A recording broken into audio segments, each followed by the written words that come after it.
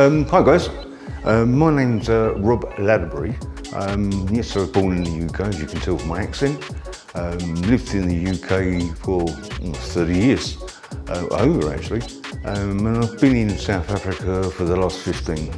We love it so much that we've got a South African residency. So I'm really happy with that. And some people think I'm mad to live in the UK, but no. Because I can still cook English food if I want to. And what I've made today for you is what's called sausage mashed potato, and a thick gravy with thick onions and peas, and all kind of blended together. So the sausage is cooked as one, individually cooked, but brought together. So that's what I'm introducing there. Now this is got two names. It's either sausage mash and onions or bangers and mash. That's its nickname. I don't know how long that's been around, but I think I spoke to you earlier about bangers, so I won't go down that road. And the other thing I've cooked, which is very British and traditional, is a bread and butter pudding. Now, bread and butter pudding has been around for years, and it's what it is, literally what it says. It's bread and butter in a custard, very sweet, well not very sweet, but it's got nice things like vanilla and sugars and things, and so it's not healthy. So really, I think we get stuck into it, shall we? And I can show you how to present or cook an traditional English food. As you can see, I'm at home. I'm a home chef in a restaurant, or cook in a restaurant, so I do home cooking. I've been cooking probably about 30 years now, just as pleasure, enjoy cooking. And yeah, I cook all sorts of foods, whether it be curry, Japanese, Chinese, all sorts of, all cultures. And I've got some nice goat curry in the freezer. But that's not today's subject. So I need to put the bread and butter pudding on first. So I'm just going to take you through what the bread and butter pudding is all about. Yeah, and I'll take it from there. So firstly, I need to slice up some, this is stale bread. Now this stale bread has been, you can hear it, out for about 2 days, just to dry, but you need stale bread. Otherwise it's a bit stodgy, and traditionally it's always made with stale bread. So yeah, okay, let's get started on that side.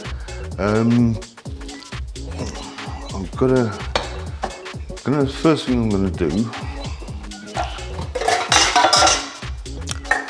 is make just some, it's called custard, but not quite as you know custard. This is milk and cream, just at half and half. And as you can see, I'm more of a put it in and see if that looks right. I don't actually follow menus. Well, I do follow menus, but sometimes I find menus can be a bit too tight. When I say tight, as in the timings and the actual millilitres and the milligrams. So I put probably almost 3/4 litre roughly of milk. If it doesn't come out right, or doesn't look good, I just add more milk or cream. So I'm just going to put the cream in. Now this is double thick cream, so it's really dense, and it's nice. I can just spoon it into my mouth, if I'm honest, but never mind. Okay, so I'm going to use probably, so this is, what's in there? It's 250 ml. So I'm going to use probably, at the moment, 3/4. So put that into the milk. And that's full fat milk, by the way. So this dessert, and probably the main, as in the bangers and mash, is not for sissies. If you're on a diet, you're going to regret it. So I'm putting that back in the fridge for now, because I'm possibly going to come back to that. As I say, there's lots of nice things that goes on. So I'm just going to bring that to the boil, or just onto the heat. And there we go. The next thing, which I'm really good at, and I'm not, breaking eggs. So over here I've got 2 eggs, and I'm going to break them into a bowl. Actually, I'm going to use 3 eggs. I'm sorry, 2 minutes ago. So although I say I've been cooking for 30 years, eggs trouble me. When I say trouble me, I don't know if anybody else, but the poaching, I can't get poaching right. For whatever reason, they don't want to poach. It's, I don't know, I've tried many microwave oven, all this kind of tricks, but my wife actually got some cups the other day, silicone cups that you only put in 4 centimetres of water, and you obviously break the egg into the cup. So what I'm going to try and do now is just get 1 yolk, which is where it will go wrong. It's going to go wrong, but it's not a problem. It's only going to get whisked anyway. So, never mind. So just get the white out of there. And then that goes with the egg. It's bringing the creaminess up of the mixture.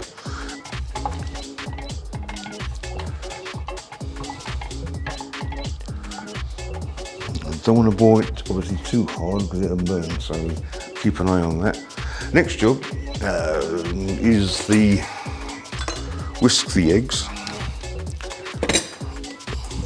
Oops.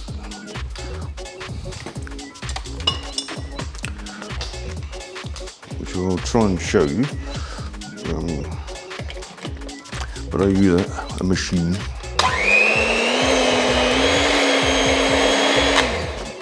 Here we go. And what I'm going to do is whisk the eggs and then add caster sugar. So it's just going to get wound into the mixture as well. So let me just whisk the eggs first.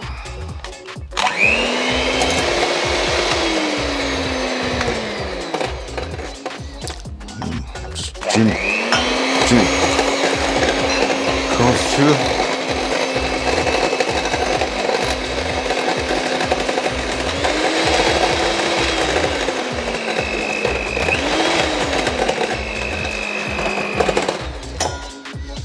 And that was about that's 2 tablespoons of sugar, and that's caster sugar, by the way. So let that stand for a moment. This is actually going to go into this milk and cream, and this is what actually generally makes the custard. At this point, you can actually, if you want to, use a vanilla pod and scrape the pods out of the obviously and use those, but I actually prefer at the end, or near the end of making the custard, is to put a vanilla extract in, because I think it's beautiful. And I actually make a lot of homemade ice cream as well, and it really makes a difference. I'm a bit of a vanilla freak, so I don't really make other options of ice cream. I've had attempts at rum and raisin, and that was different. So yes, we've had some fun, but that's what it's all about. Cooking is not serious, it's good, enjoy yourself. And I've had some funny moments. I'll tell you about those later on as things progress. But yeah, that's some quite disasters. But that's living and learning. So the cream and milk is, just want to bring it to a low simmer. Don't boil it. Obviously it's going to be a disaster. But now what we have to do is put the milk in with the eggs and give that a whisk as well. And as I say, you can put the vanilla pods in at this stage, but as I'm using vanilla extract, which I prefer. So let's get the mixer again.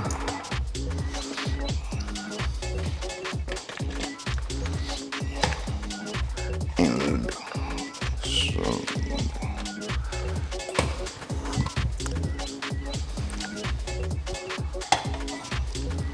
and just give this a gentle whisking to the custard. If I can turn it on.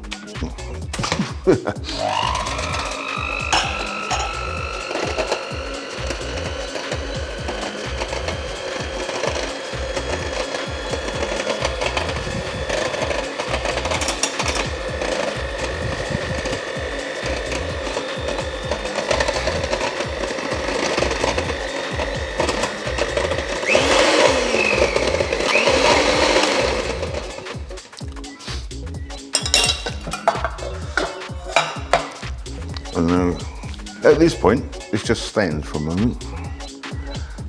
And here's the interesting part. And this is where it comes to the bread and butter. So you can make it in a big tray, a big bowl. You can make it how you like. And there's not any set rules. I'm doing it traditionally just to give you the basis of British cooking and how it's done. But you can vary what you like inside, even the bangers and mash when we get to that. That's quite interesting variations you can do to that too. So what we're going to do going back to the bread and butter pudding, we're going to butter both sides of the bite. So first cut the crust off.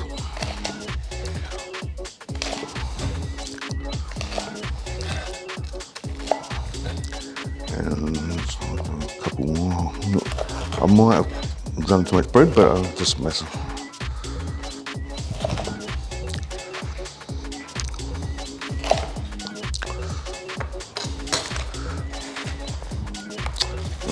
There we go. Now,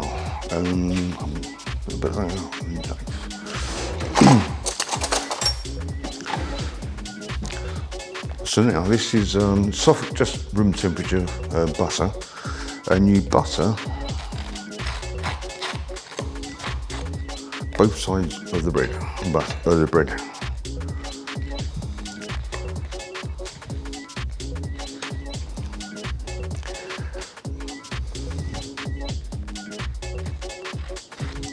I guess if you wanted to, you could actually put some like a rum in it at this stage. It might be quite nice, a dark rum.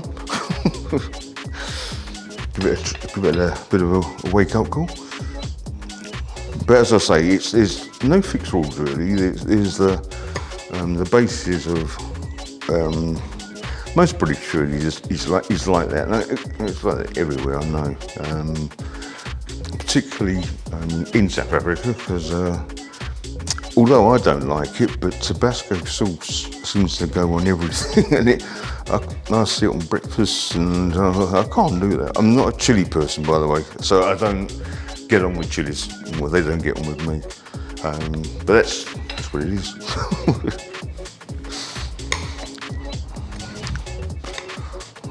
Okay, what we'll do next is cut them in triangles.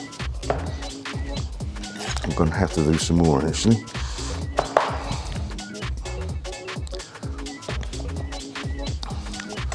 So the triangles you place into the, what I need to do first is butter the dishes, otherwise it's going to take just a bit of kitchen roll and butter the dishes.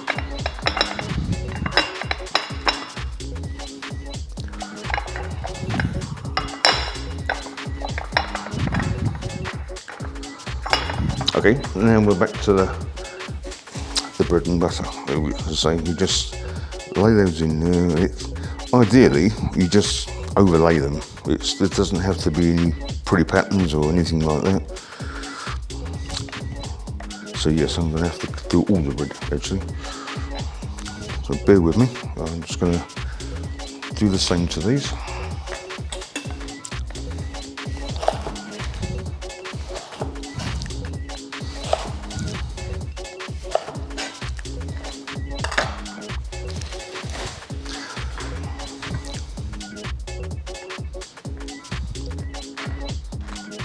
As I say, it's it's not for the slimming type. This is full of everything you shouldn't have, but hey ho, it's lovely.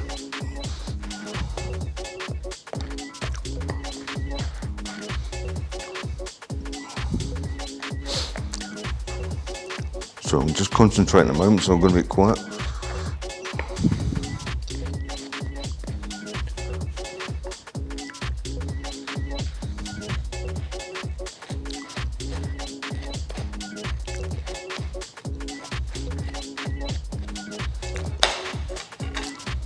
And triangles again.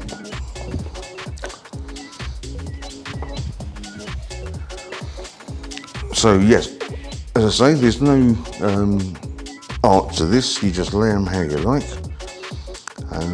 And now, my hands. Wash my hands.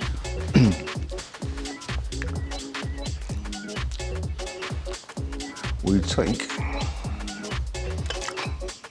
some raisins and we want some lemon zest. So it's only a tiny bit of lemon zest. Don't go too mad with the lemon zest because it will detract. So I'm not doing that a lot.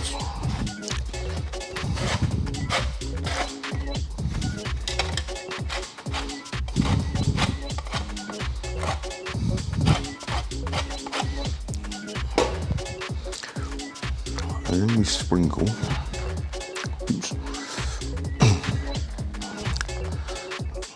some of the sultanas and the lemon zest in on top of the bread and butter. And this is where the lemon should actually sit in between, so it makes a bit of a sandwich. Then we add on top again is more bread. And this one we just use sultanas.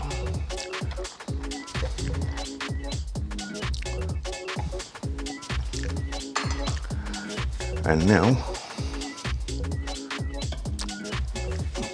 we take, as I said, and this is the point to put the vanilla essence in. It's not why it's cooking, it's why it's sitting like this.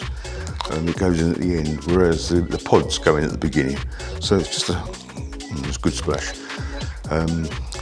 So that goes in. Then we give that a stir.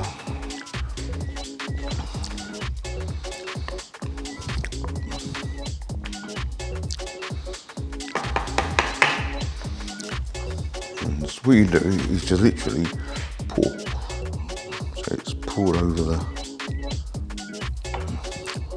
bread and butter. Whoops.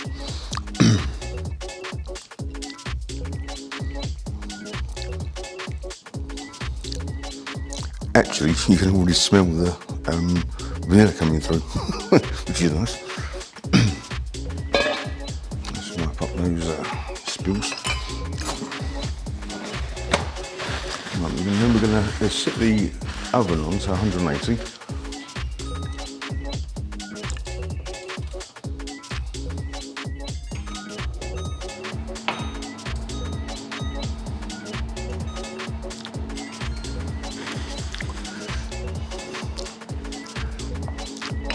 And it's just let these soak a little while. If you have the time, suggest a kind of half an hour just to let them settle down. But at the moment, I mean, these will be fine. But what I do add, personally, because I think it works really well, and if you like nutmeg, just put a sprinkle of nutmeg on top. And then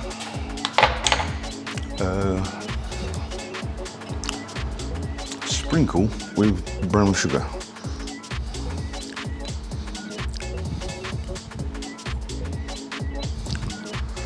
And there you go. That is it basically. So next thing is to go in the oven, and now they take about 40 minutes to cook. And in the meantime, I can get the rest of the bangers and mash together. I guess everybody knows what bangers and mash is, or it's actually sausage and mash and onions. Just to make sure. And there's a story behind bangers. Bangers were traditionally called bangers.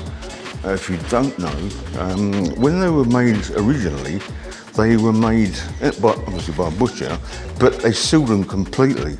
Now, if you didn't know at that time, or you did know but forgot to prick them. Now, pricking is breaking the skins on the sausage. Because what would happen is, you don't prick on those days. You didn't prick the sausages; they explode. Hence the word bangers, which we don't want to happen today. And I hope anyone hasn't experienced that. But that's where the word bangers comes from, if you didn't know. Okay, the oven's just coming up to temperature. I need to wipe these balls down.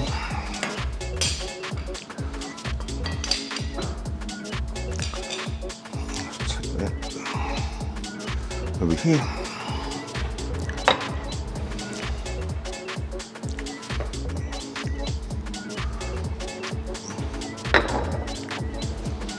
Okay, next stage.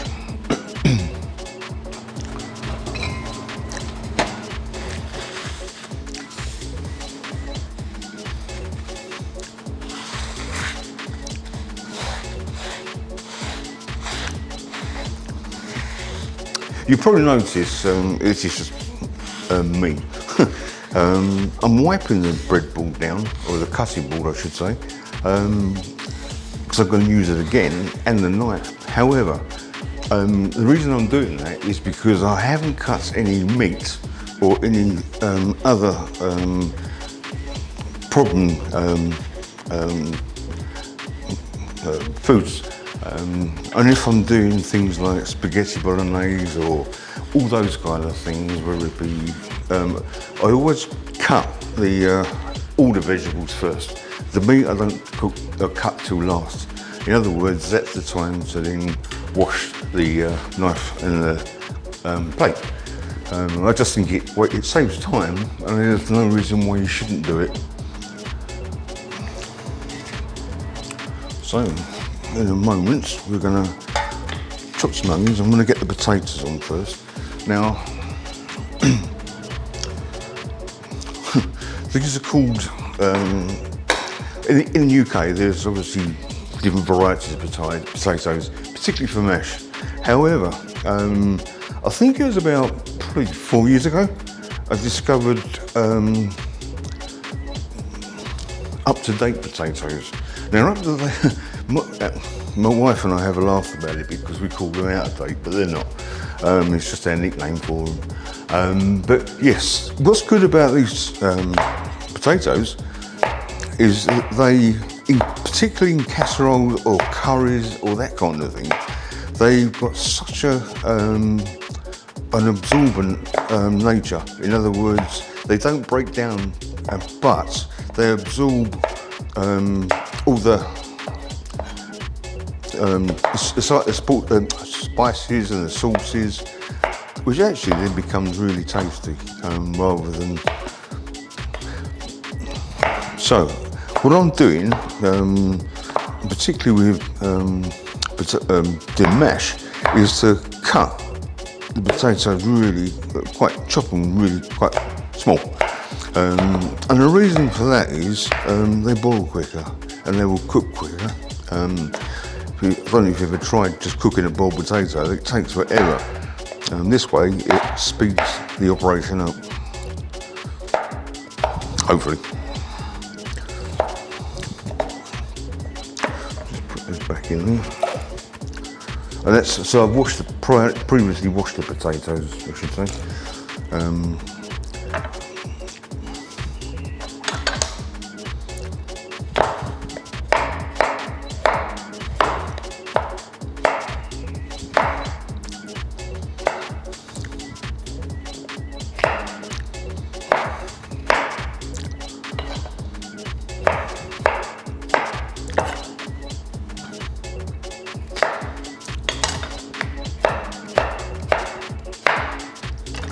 And I've just heard that the oven's bleeped, so that means I should put the bread and butter pudding in there. So just do this one for the moment.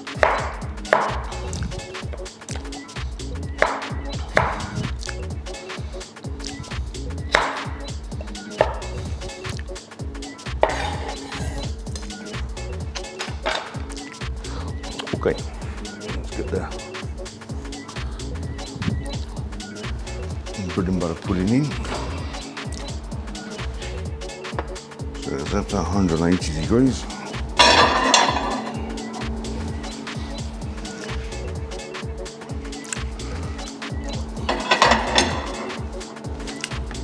Okay, now we set it for 40 minutes. And obviously we check it on the way. It's not one of these things you just forget, because what you don't want to do is to burn it. So keep an eye on it. You'll soon smell it as it starts to cook, and I think the guys that are doing this filming will be hungry when it's finished.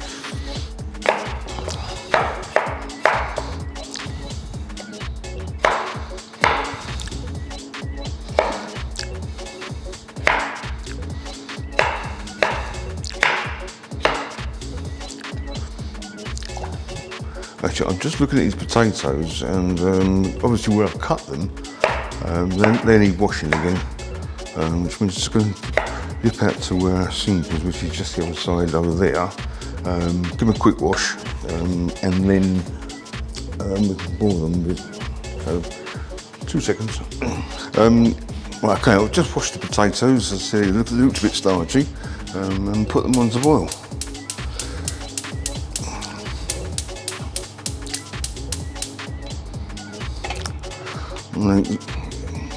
You must make sure what you don't do is overcook the potatoes when they're boiling, because what will happen is they're just going to go to a liquidy mush. But one thing you do need to do is salt the water. I'm just going to put some salt in the water.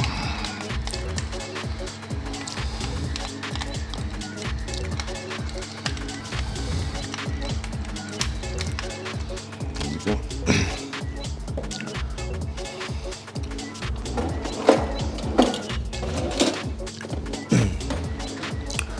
Just give it a quick stir, make sure the salt's actually well into the potatoes. Right, so now things get a bit interesting, because we've done a lot of chopping and things.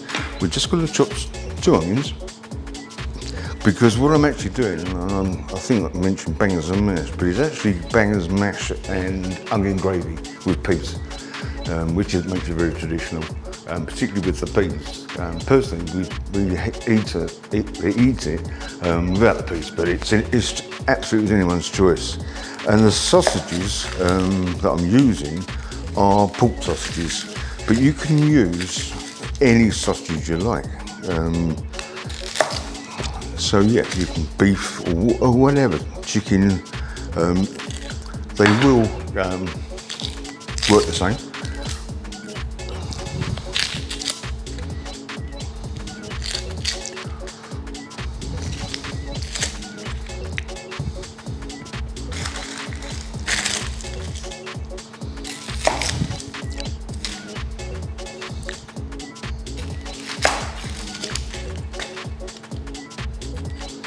So I find it so easy. Just chop the ends of the onions off, and slice just through the outer skin and peel them off. Then you've got 2 nicely peeled onions. And chop those in.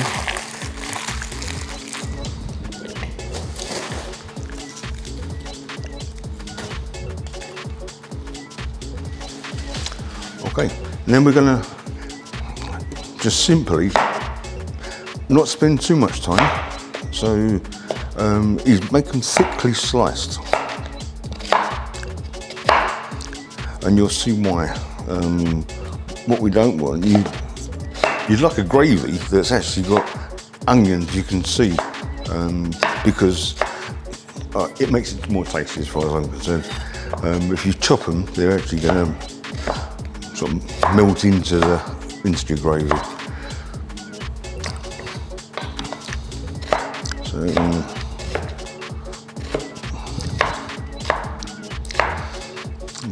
so now they're done. So take it. What I like to use, you get all the sort of cooking oils and olive oils and all sorts of things, and coconut oil. I know it's not the right thing to do because it's very fascinating, but I use ghee. The reason for using ghee, it's got a high burn temperature. In other words, it can take a lot of heat before it actually burns. Probably everyone's been there before. You start frying, and before you know it, you've got very brown onions. So that's the reason. Although it's a very non-stick pan, I just find a little piece of this in there helps, and it also gives it a nice flavour when the gravy comes at that stage. So that's going on there.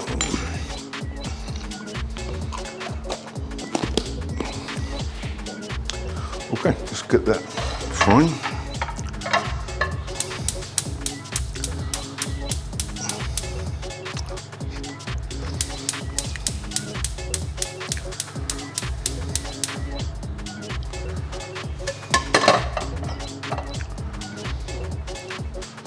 Right, just warm get the ghee hot, and we'll start frying the onions, and it's a slow fry. We don't want them to just rush and be hard, because what's going to actually happen is they're going to be in the gravy, and how it's presented is the gravy and onions go on top of the sausages, so it makes a nice combination. While that's just melting, I'll say a little bit about me.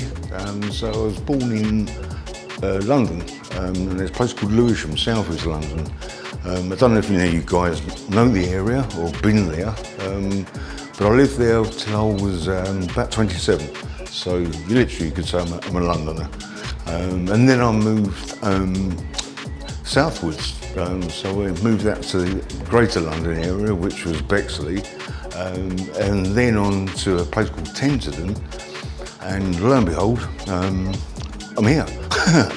What happened was my company needed somebody in South Africa, an engineer, and so I've got no years secondment. So yeah, I've done the years secondment, and they extended it for 6 months. I said, okay, it's fine. And my wife was here with me at the time as well. And then what happened, the company liked me so much, I got offered a permanent position. So yes, I got the permanent position, and I had to go through that heartache. I'm not sure how you feel, but Home Affairs, that's a different story. And because of all the applications and the visas I had before, and because I applied for permanent residency, but in the beginning, the visas were working visas, just as general working visas I could work on. However, I think it was 2 years later, the government decided that you have to have a skill, and then you have to apply for a specialist skills visa, which I did, and I got the skills visa. And then in between time, I've done the application for permanent residency. It took probably 2 years extra, which means I kept having to get visas. But lo and behold, eventually I got the permanent residency, and I've now got a South African ID number, which really helps. So going back to the cooking, the onions are just starting to fry up a little bit. This is the point. My wife normally comes rushing in when she smells the onions cooking and say, "Is it ready yet?" I said, oh, "Come on," because you can smell the onions, and she loves the garlic, which I'm going to put a piece of in a minute, and just say soften them slowly, and then we'll get on to making some gravy. And I've just realised I haven't actually had my wine yet, so I do have a glass of wine when I'm cooking. It helps the chef, and I think it helps everybody else, so cheers.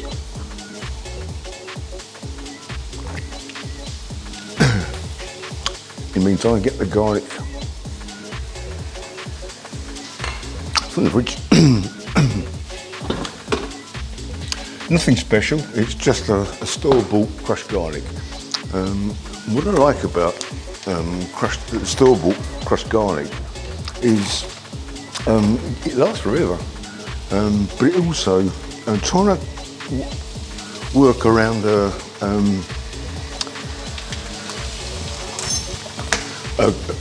pill and then start trying to make your own sort of smashed garlic. Yes, there's been lots of gadgets and things that come out to do it, and the easiest way is just to put the piece of garlic on the breadboard and crush it. Obviously peel it first, and then you can chop it to how thick you want to cut the garlic. But that's the way I prefer, and it's so quick and easy. But I have seen so many gadgets out there.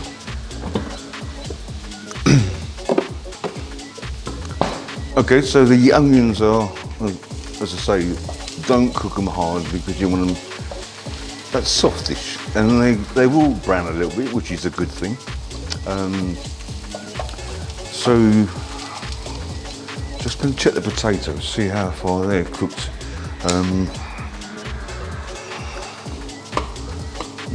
Just a little bit longer.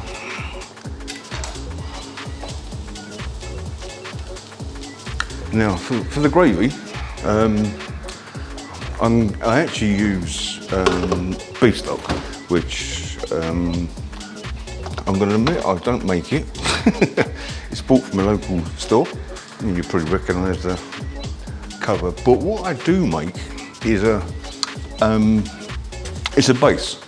Now, how can I put it?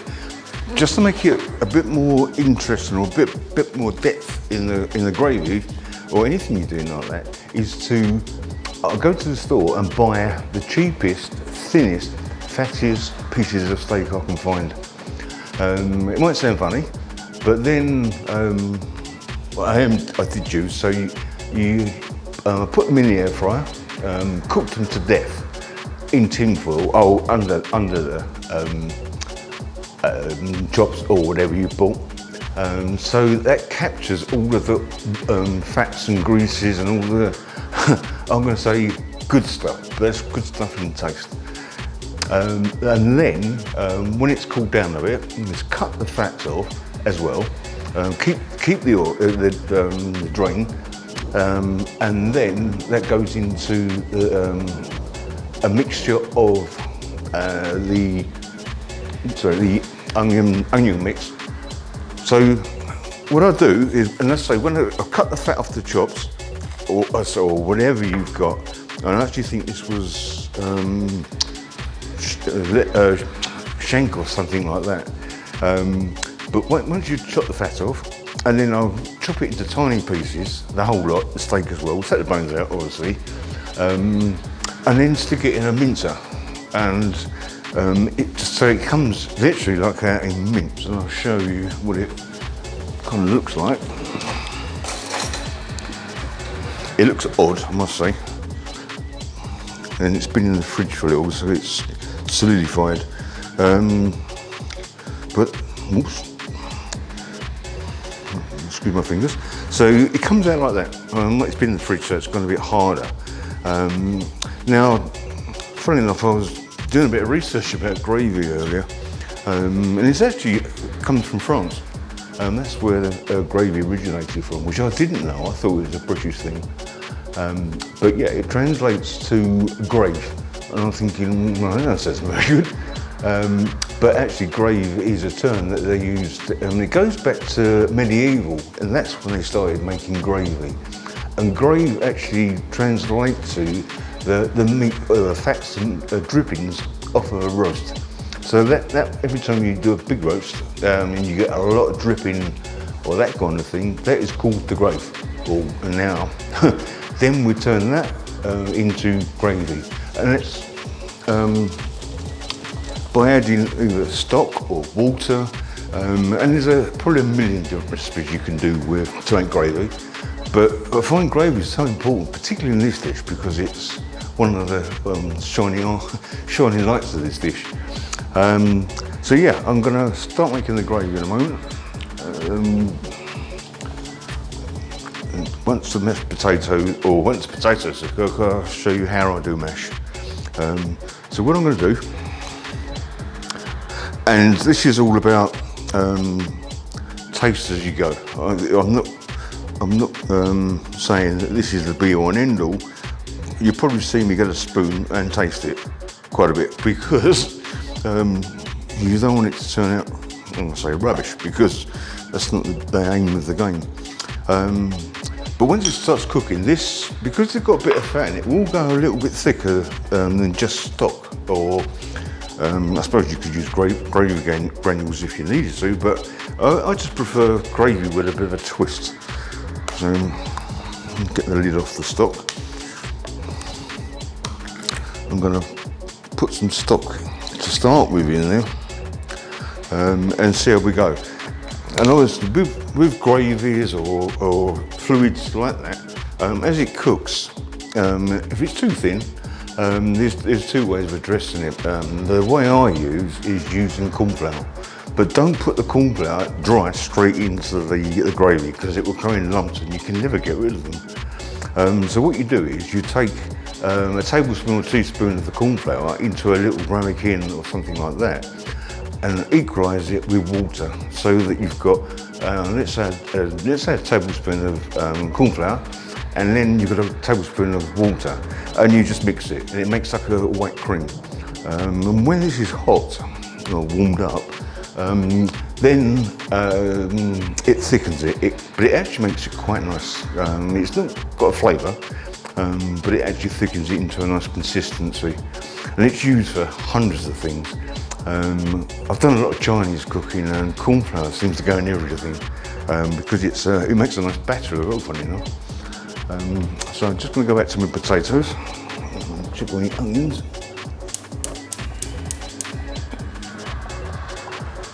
And my oven's even making a funny noise. I've got no idea why.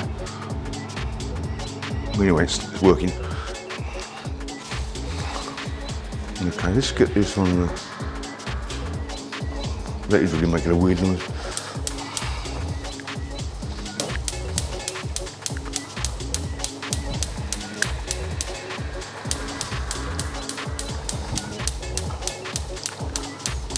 Come on. I always have trouble getting this gas one of the lights. But funny enough, I only cook on gas. I am not a lover of electric hobs. Obviously, sometimes you get to the point where you're cooking something and it comes right up to the boil and it gets to the top and it's just about to flow over. Now, if that was on an electric hob, it would just carry on and go. But if you rush to a gas hob and just turn it off, it comes straight down. So it makes it a lot easier, but you can control the temperature a hell of a lot better on the gas. And also, ESCOM can't do anything wrong because you're cooking on gas. So that's one of the reasons we did get the gas in the first place, but always I've cooked on gas. So yeah, interestingly, so we're just waiting for these to burn up a bit more.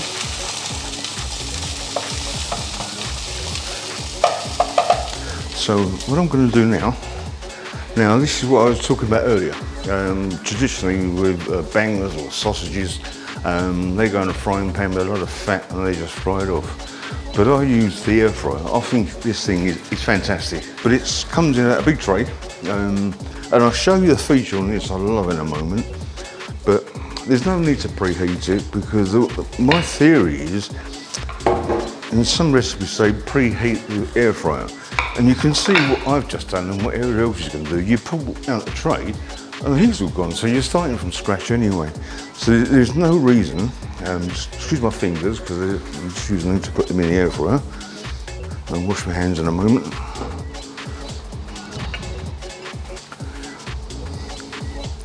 So, got some cleanser here.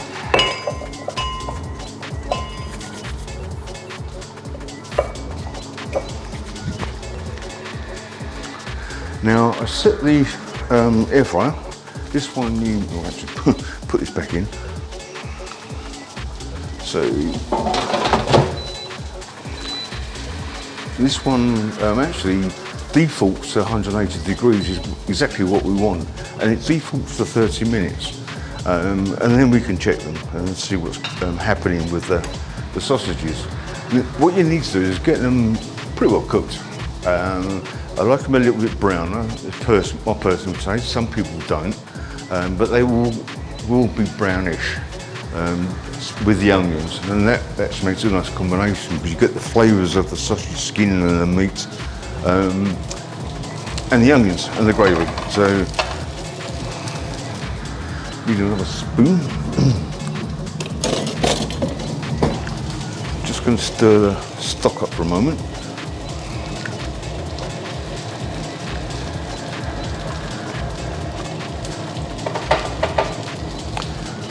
Funny, this is one of them dishes that suddenly comes together quickly.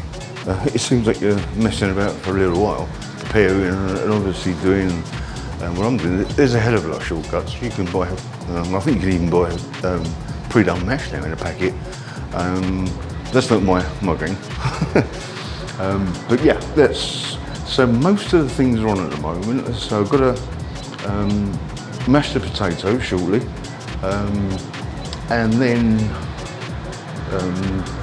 get the gravies to my taste, put that with the onions and let that thicken up a bit, and I may put a bit of corn flour in there just to thicken it.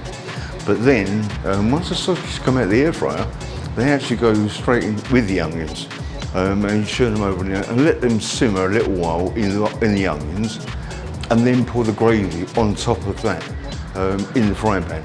And that gets all of the flavours and the sausages all floating around, and I think you can imagine the taste is quite sensational when everything's mixed together, rather than having a separate gravy, peas and Okay, the onions are getting there. And just a bit more stock into the gravy.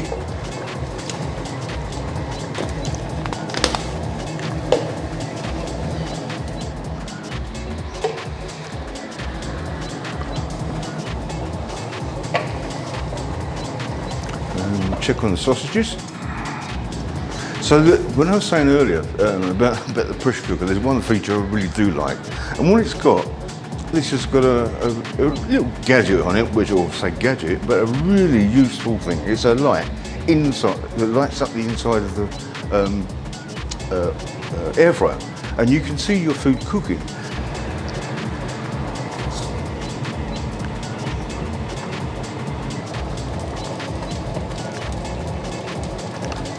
Should we start? Yeah. Okay, so now we're at the stage. Obviously, I just checked on the bread pudding because I don't want that to burn. Sausages are looking good.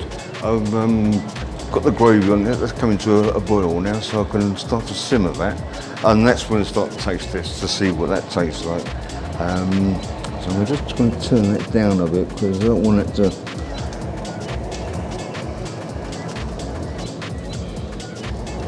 Okay, the onions are simmering nicely.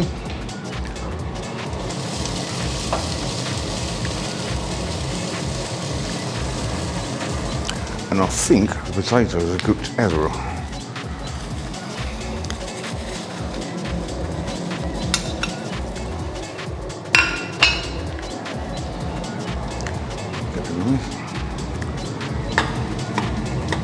Yeah, potatoes are cooked. So, all right, next step is to drain the potatoes. I'm just gonna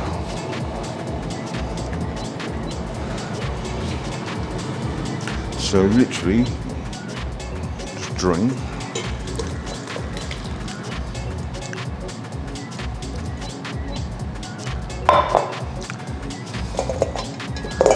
And then what I do is shake the excess water off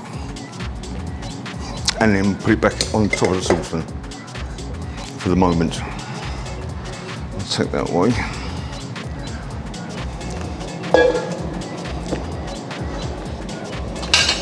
And I hope you don't start to think I'm a gadget man.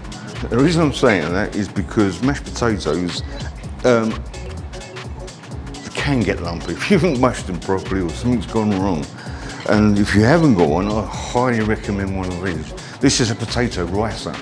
So and I'll show you exactly how it works in a second. But yeah, it's so simple and easy. So it takes the grief out of looking for lumps in your potatoes. So what I'm gonna do is plates.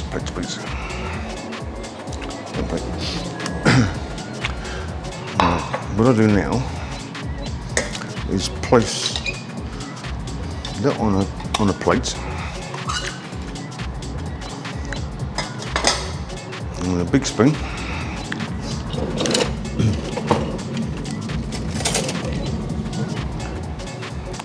And literally put the potatoes in the ricer. It's like a big garlic press, I guess. There we go. Now, and squeeze. And if you see, the potato comes out absolutely ready for stirring in with your butter and a bit of milk. So it takes every bit out of the potato. The only thing I don't like too much about mash, or depending on how you do it, but I actually prefer skins on potatoes. And I'll tell you why, it's because it's one of the healthiest part of the potato. I'm not sure if anyone knows, but there's more vitamin C in a potato skin than there is in an orange, believe it or not. Just one of those facts that you come across every now and again. But I think it's true.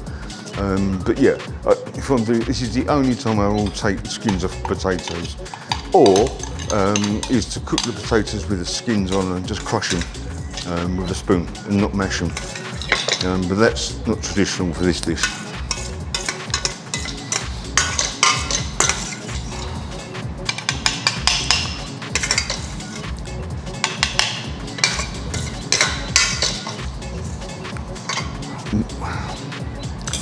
Okay, that's the last of the potatoes going in.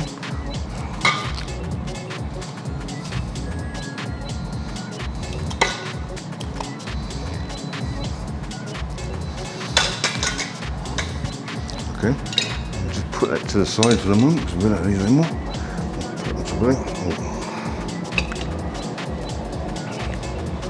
I'm just going to check the side. The sausages are halfway through their cooking, so I'm just going to mix this up and look at the potatoes properly.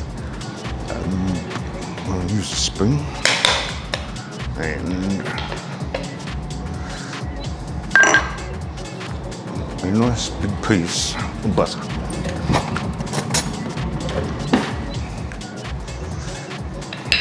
There we go. So when I say a nice big piece, be generous, because it's butter. The more buttery it is, the better. And then just give it a good mix.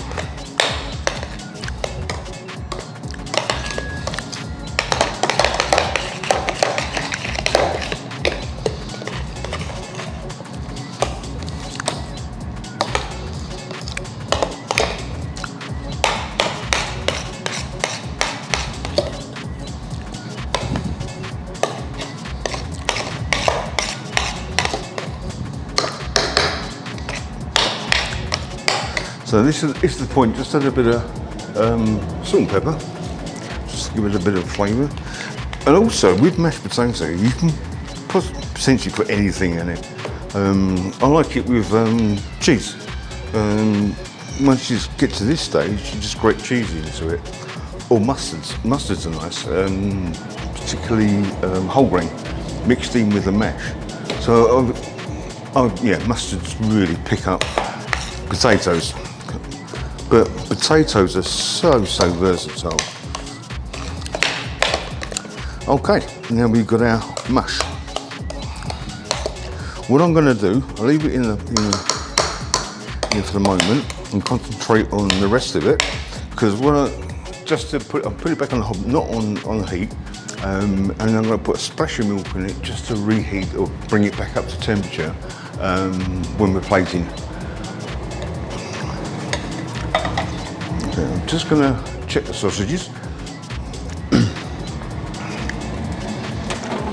Oh yes, looking good.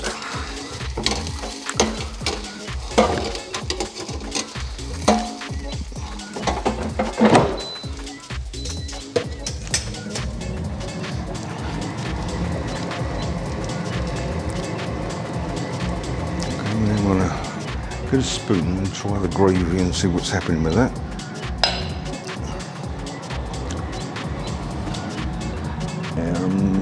Spoon.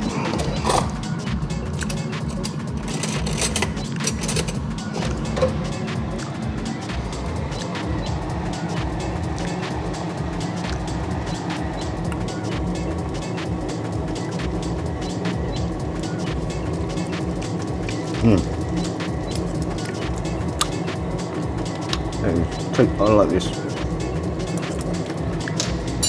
Let's get the tick in the box from me. I'm actually going to boost it up a little bit more of this. This works wonders.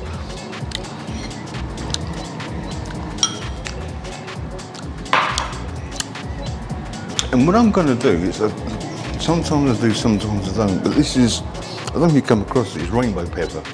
And what I believe it is, it's different colours of pepper, but I think it's different growing stages of the pepper. In other words, as it sort of matures into the black pepper, they pick it at certain stages. So you've got a red, yellow, and mix it all together as a seed. I'm not sure, but that's what my way of understanding it is.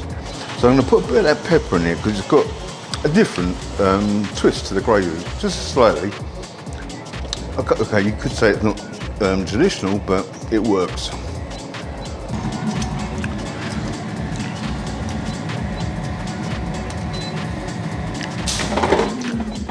Okay, as you can see, the sausages are looking excellent. That's exactly what I wanted. As I said earlier, eat later. Now, what I'm going to do now is pour the gravy onto the onions and sausages.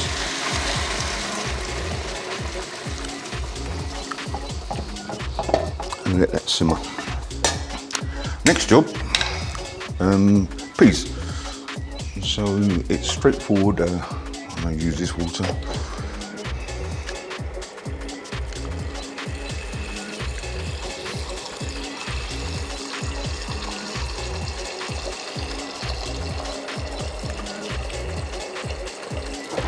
Okay, put these onto the boil.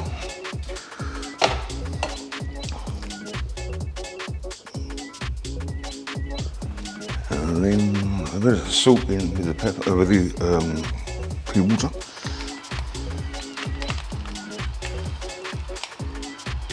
And by the way, I always use this pink salt. It's supposed to be healthier, but it actually is quite a nice tasting salt. Not that there could be much different in salts, but it seems to make a difference. So now it's time to put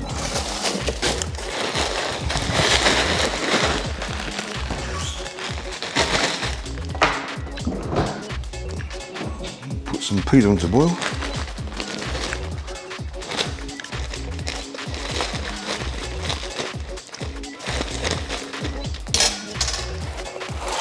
Oh. Okay, plenty of peas. Put this back in the freezer.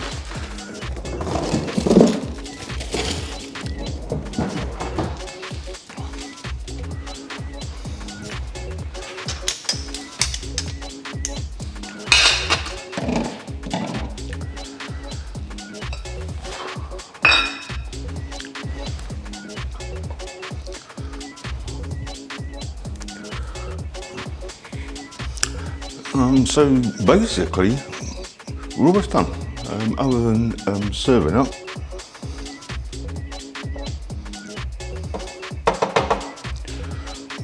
And now, wipe this side down, away first. Put that back in the fridge.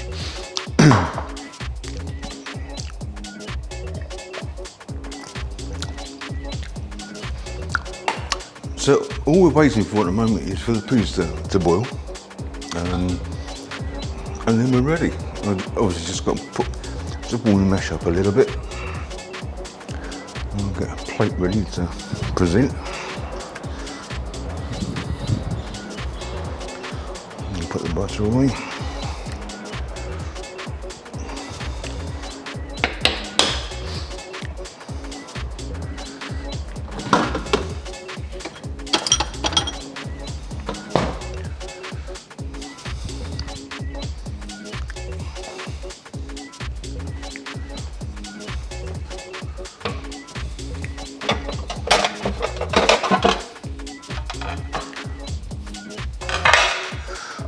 So just take a couple of normal plates.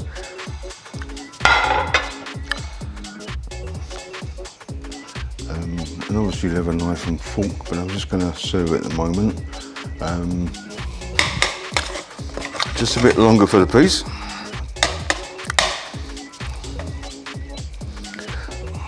And what I do, I'm going to take these out of the oven now, just to present them, because the beauty of these, or this, is you can eat them cold, and they're actually very nice cold as well.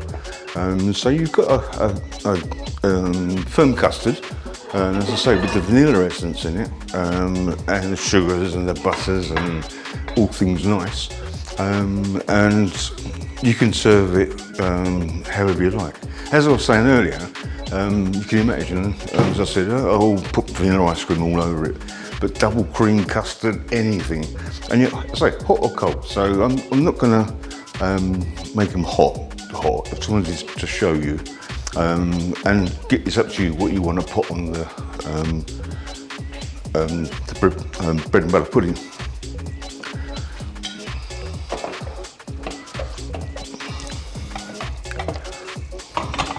Just going to try and speed the peas up a bit.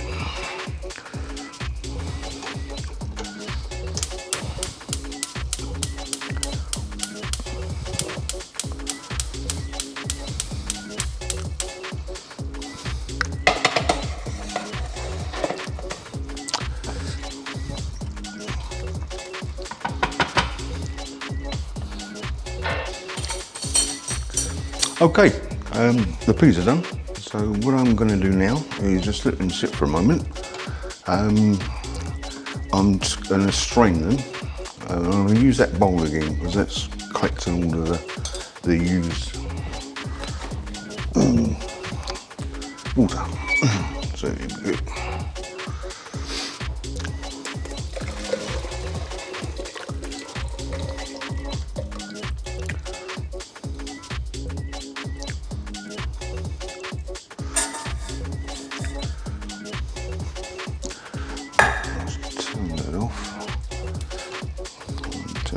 For a minute, just a bit of heat in it.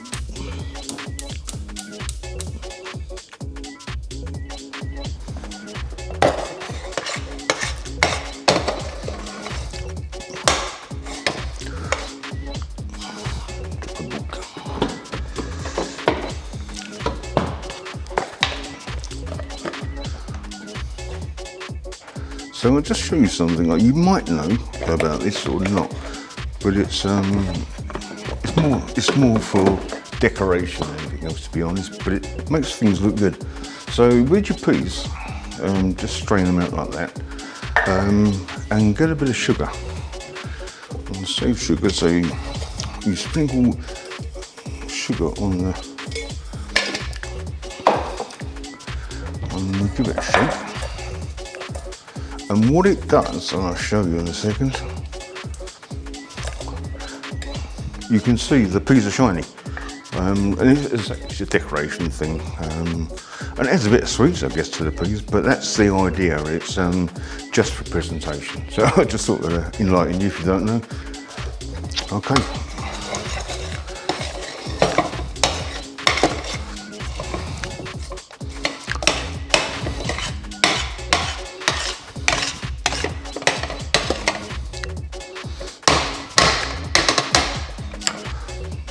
Right, so to dish it, and you can dish it any way you like, but I actually prefer doing this. I don't know why, it's just like it seems right. And yeah, there's many ways of serving it, and if you look on the internet, you'll see 1,000 ways, and lots of them just line the sausage up by the side, etc. And then you've got, I don't know where it comes from, and it's called sausage wigwams. What it is, it's like what I've just done now, but people then put the sausages round to make a wigwam. Don't know why, but that's what happens. So now I'm gonna serve the sausages. Is to place your sausages on top of the mash, like so, and then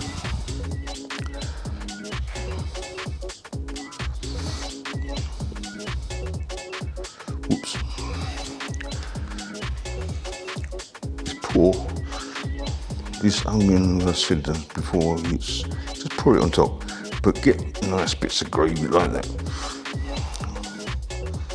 This is my way, by the way. There's no rules.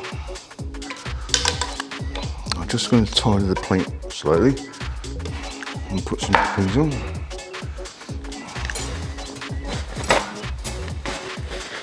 Just give those a chef's wipe. I've seen it on telly, to be honest.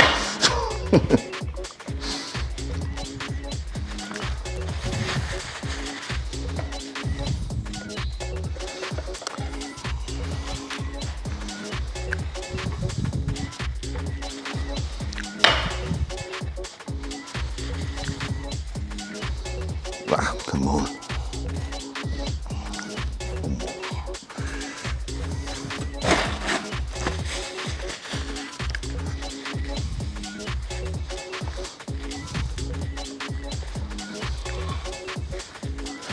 And then just shake your peas. I'm doing it by the side, like so. And then we have a traditional bangers mash, onion gravy and peas.